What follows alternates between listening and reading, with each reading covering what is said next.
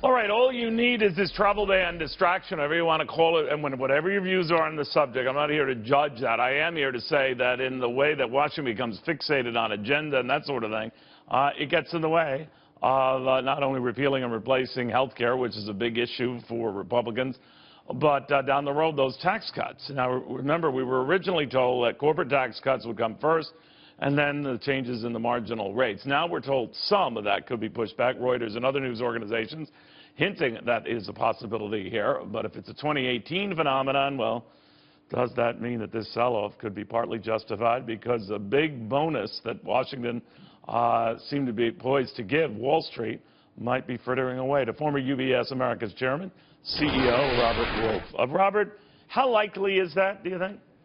Well, listen, I think tax reform's tough. When I was on the President's Jobs Council, which was bipartisan, and I'm for tax reform, we spent 6 years on it, and trying to cut taxes and have it revenue neutral is not easy.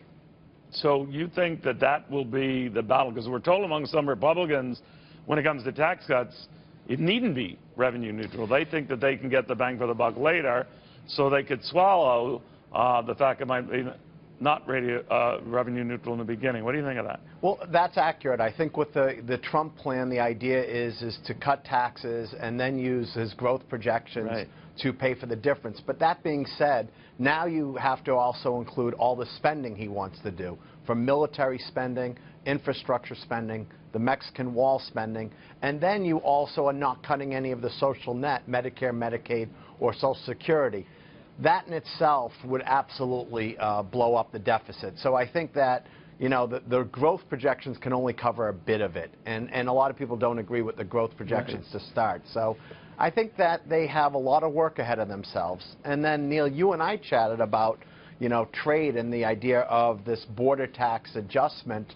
And a lot of people aren't for that, because with that you're picking winners and losers.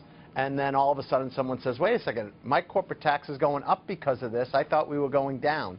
So I think that they have a lot of work ahead of them. So the border tax issue for imports, let's say it's a 20% thing. Originally it was pushed to sort of pay for this wall, but others have said, gosh, it might be a great way to get revenue because you could raise a lot of revenue. What do you think of that?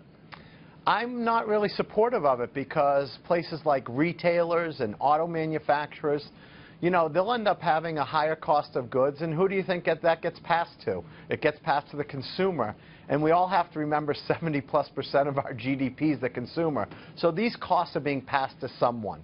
And so I would say that, you know, the whole idea of trade tariffs, you know, I'm for free trade. You know, it seems sometimes I am to the right of where actually a lot of these Republican economists are today.